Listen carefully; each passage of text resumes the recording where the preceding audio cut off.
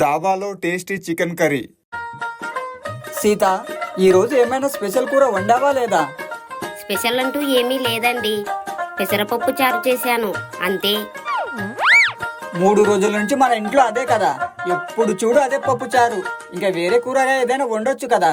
అప్పుడే రాము ఫ్రెండు బాబు వస్తాడు. రే రాము, నీకు విషయం చెప్పాలిరా. మన ఊరి దాబాలో చాలా రుచిగా చికెన్ కర్రీ చేస్తున్నారంట. ఆ చికెన్ కర్రీ తింటే వెళ్ళు కూడా నాకుకుంటారంట. అంత టేస్టీగా ఉందంట. నిజమా? అవునురా, నిజమే. ఆ వంట సువాసన ఊరంతా వ్యాపించింది. మనం కూడా వెళ్ళి ఆ చికెన్ కర్రీ టేస్ట్ చూద్దాం పదండి. కానీ అన్నయ్య, మన వద్దంత డబ్బు లేదు కదా.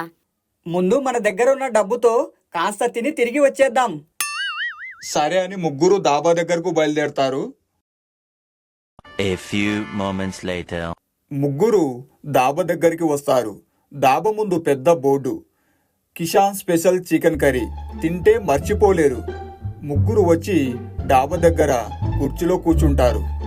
ఈ వాసన చాలురా, తినక ముందే ఆకలి సగం తగ్గిపోయింది. అయితే ఇంకా ఎందుకున్నావు ఇక్కడ? కడుపు నిండిపోయింది కదా, ఇక వెళ్ళు. బాగా చెప్పారన్నయ్య.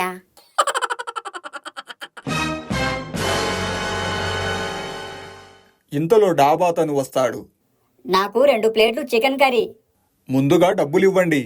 బాబు నవ్వుతూ, ముందు ఒక చికెన్ కర్రీ ముక్క తిని టేస్ట్ ఎలా ఉందో చూస్తాం, తర్వాత డబ్బులిస్తాం.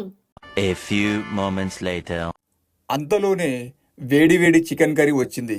ముగ్గురు ఎంతో ఆసక్తిగా రుచిని ఆస్వాదిస్తూ తినడం మొదలుపెట్టారు. అయ్యో బాబోయ్, ఇంత రుచికరమైన చికెన్ కర్రీ నేను ఎప్పుడూ తినలేదు. ఈ చికెన్ కర్రీ రుచి మాటల్లో చెప్పలేనంత అద్భుతంగా ఉంది. నేను జీవితంలో ఇంత రుచి ఎక్కడా చూడలేదు.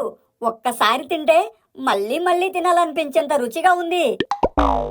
నిజంగా చాలా బాగుందన్నయ్య. ఈ చికెన్ కర్రీ రుచి అమృతంలా ఉంది. అక్కడ ఉన్న డాబా అతను వీళ్ళను చూసి ఇలా చెప్పాడు. మనసు పెట్టి ప్రేమతో వండిన ఆహారం ఎప్పుడూ ప్రత్యేకంగా ఉంటుంది. ఎప్పటికీ మర్చిపోలేని రుచిని ఇస్తుంది. చికెన్ కర్రీ రుచి బాగా ఉండడంతో ముగ్గురు ఆగకుండా ప్లేటు మీద ప్లేటు తిన్నారు. ఇంతలో బిల్లు వచ్చింది. బిల్లు చేతికి రాగానే అందరూ ఒక్కసారిగా షాక్ అయ్యారు. అన్నా, మొత్తం బిల్లు 1200 అయింది. అరే, మేము కొంచెమే తిన్నాం కదా, బిల్లు మాత్రం చాలా ఎక్కువగా వచ్చింది. కొంచెమా? మీరు 8 రొట్టెలు 4 ప్లేటు చికెన్ కర్రీ తిన్నారు. బాబు నెమ్మదిగా, మనము ఎన్ని ప్లేట్లు తిన్నామో లెక్క పెట్టలేదు. ఇప్పుడు ఏం చేద్దాం?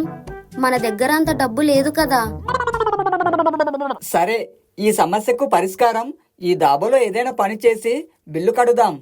సరే, నేను పాత్రలు కడుగుతాను. నేను టేబుల్లను తుడుస్తాను. నేను వచ్చిన వాళ్లకు నీళ్ళందిస్తాను. సరే, పని చేస్తే మీ బిల్లు కొంచెం తగ్గిస్తాను. రాము పాత్రలు కడుగుతూ జారి నీళ్లలో పడిపోతాడు. బాబు, సీత రాము పడిపోవడం చూసి నవ్వుతారు.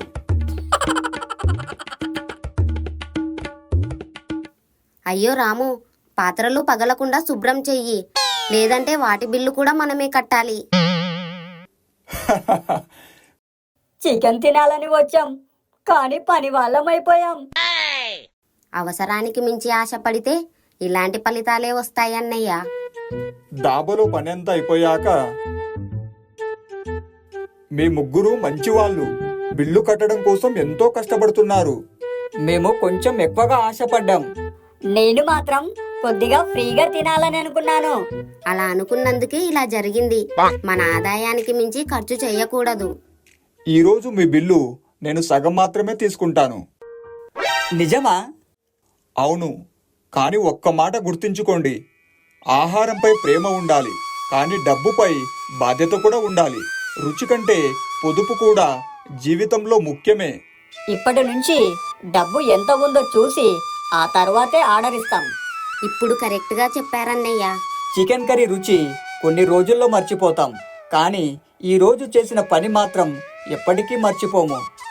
అందరూ నవ్వుతారు. కథలో నీతి: అత్యాశ మనిషిని కష్టాల్లో పడేస్తుంది. అవసరానికి తగ్గట్టు ఖర్చు చేస్తేనే సంతోషంగా జీవించగలం.